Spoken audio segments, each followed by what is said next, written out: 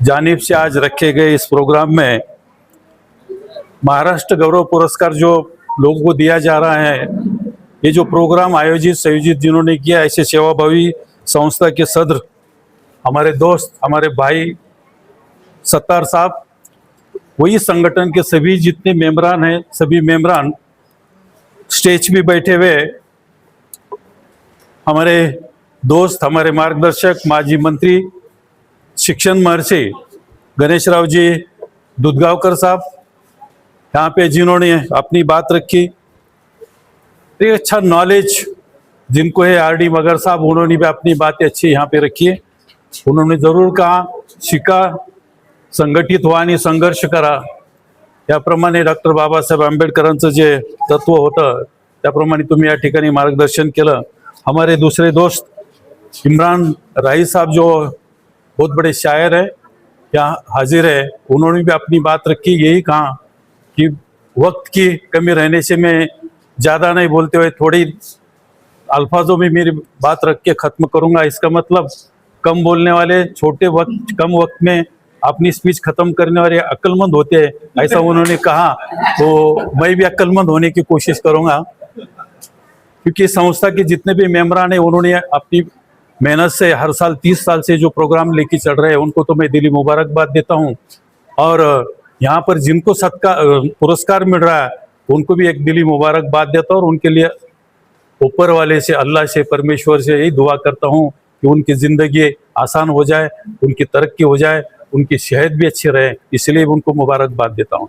सांगायचं महत्त्व एवढेच म्हणजे सांगायचं आहे की या ठिकाणी जे सत्कार मूर्ती आहेत, हे सगळं पाहिलं तर हे सत्कार मूर्ती हे नेतृत्वाने, कर्तृत्वाने निर्माण होत असतात। तुमचं कर्तृत्व चांगलं आहे म्हणून तुम्ही त्या ठिकाणी एवढं मोठं काही, कोणी इंजिनियर आहे, कोणी डॉक्टर आहे, कोणी प्राध्यापक आहेत, पण सेवेतून हे जे तुम्ही काम करतात त्यांचंच एक पाठीवरून हात कसं फिरवावा, त्यांना कसं धन्यवाद द्यावा, त्यांचा कसं सत्कार करावा, म्हणून आमचे मित्र सत्तार बहिणी या ठिकाणी हा कार्यक्रम आयोजित केला। खरं पाहिलं तर आत्ताच दुधगावकर साहेबांनी सांगितलं की एवढं मोठं कॅम्पस 8-10 एकरचं या ठिकाणी सगळ्या शैक्षणिक सुविधा त्यांनी उपलब्ध केल्यात। आणि त्यांच्याच पावलावर पाऊल ठेवून मी सुद्धा महाराष्ट्रामध्ये, माझं खरं पाहिलं तर संबंध परभणीशी जास्त आहे। 1985ला मी या ठिकाणी MSc अग्री झालो विद्यापीठामध्ये, आणि विद्यापीठातून शिक्षण घेतल्यानंतर नोकरी केली 5-7 वर्षे ॲग्रिकल्चर ऑफिसरची। नंतर एक मनात आलं की आपण आपल्यासाठी नोकरी करू शकतो, पण इतरांसाठी काहीतरी आपण केलं पाहिजे, म्हणून 1990ला एक शैक्षणिक संस्था स्थापन केली। आज माझ्याकडे 938 लोकांचा स्टाफ आहे, आणि त्या ठिकाणी माझ्याकडे 31 शाळा कॉलेजेस आहेत। हे आम्ही दुधगावकर साहेबांकडून शिकलो।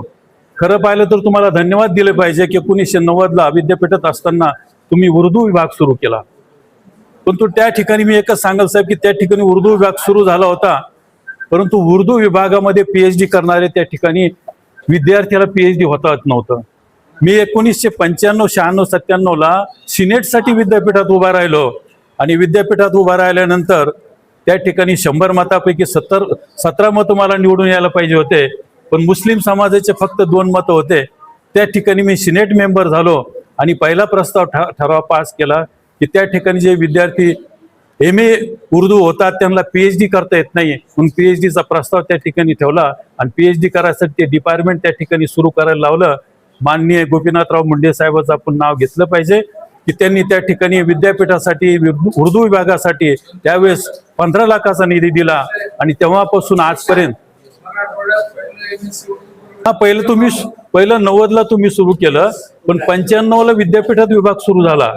95ला आम्ही सिनेट मेंबर, 96, 97ला हे जे कर्तृत्व तुम्ही करता त्या ठिकाणी, आणि तुमच्याच कॅम्पसमध्ये हा कार्यक्रम होतो, तुम्ही या ठिकाणी आयोजित केला, त्याबद्दलही तुम्हाला धन्यवाद दिलं पाहिजे।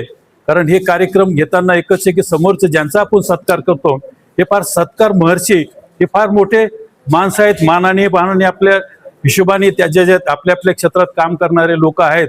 म्हणून या ठिकाणी एकच मी सांगल की भविष्यामध्ये, आयुष्यामध्ये कधी ईच and everything is easy when you are busy, nothing is easy when you are lazy. तुम्ही किती चांगले असाल तर त्याला काही फायदा नाही, परंतु त्या ठिकाणी तुम्ही काय मेहनत करता, किती हार्डवर्क करता, त्याला फार महत्व आहे.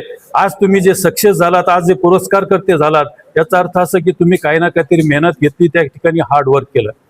या ठिकाणी एकच सांगाल मी, दिवा जळतो सोन्याचा असो किंवा मातीचा असो, पण त्या उजाड जी देणारी वात असते त्याला महत्व असतं. दिवा कशाचा आहे, सोन्याचा का मातीचा, त्याला काही अर्थ नाही, परंतु ती वात जी असते, जळणारा जो दिवा असतो उजाड देणारा, त्याला फार महत्व असतं. तसे तुम्ही समाजात एक उजाड देणारे माणसं आहात, समाजाला काहीतरी शिकवून देणारे माणसं आहात आणि समाजाला काहीतरी प्रबोधन करणारे माणसं आहात. अशा माणसाचा सत्कार या ठिकाणी आहे. 30 वर्षापासून आमचे मित्र, आमचे बंधू सत्कारभाई करतात, त्यांना खरंच धन्यवाद दिले पाहिजे. कारण त्यांनी 4 दिवसापूर्वी मला येऊन सांगितलं की आपल्याला यावंच लागतं. आणि महत्वाचं, दुधगावकर साहेब अध्यक्ष म्हणल्यावर मला यावंच लागलं. मला जर प्रमुख पाहुणे म्हणलं असतं मी विनंती केली असती, तर मला दुसरे कार्यक्रम आहेत, लग्न आहे, मी येऊ शकत नाही. परंतु अध्यक्ष केल्यानंतर ही जबाबदारी घेऊन, आणि महत्वाचं, ज्यांचा सत्कार आम्ही करणार आहोत, ज्यांचा सत्कार केला त्यांना शुभेच्छा सदिच्छा देण्यासाठी या ठिकाणी मला बोलवलं, त्याबद्दल मी तुम्हाला सुद्धा धन्यवाद देईल, आभार मानल. आणि तुमचं जे मुस्लिम विकास परिषद असो किंवा जय हिंद शिक्षण संस्था असो, या ठिकाणी जसं आत्ताच आमच्या इम्रान राही साहेबांनी सांगितलं की तुम्ही शैक्षणिक क्षेत्रात गेलं पाहिजे, मगर साहेबांनी सांगितलं, मी एकच सांगेल त्यांना, शैक्षणिक संस्था फक्त तुमच्यापुरती अबाधित ठेवू नका.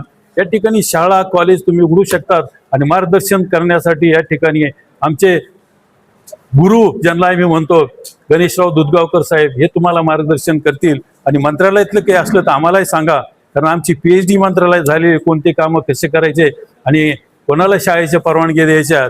तर आमची हीच इच्छा आहे की तुम्ही एक संस्था उभी केली, त्या संस्थेच्या थ्रू एक इंग्रजी माध्यमाचा असो, मराठी माध्यमाचा असो किंवा त्या ठिकाणी उर्दू माध्यमाचा असो, एक उपक्रम सुरू करा. वाटल्यास एक सिनियर कॉलेज सुरू करा. त्यासाठी काय लागत नाही, 1 एकर जागा संस्थेच्या नावावर करा आणि प्रस्ताव माझ्याकडे द्या, परवानगी आणून द्यायची जबाबदारी आम्ही घेतो आज.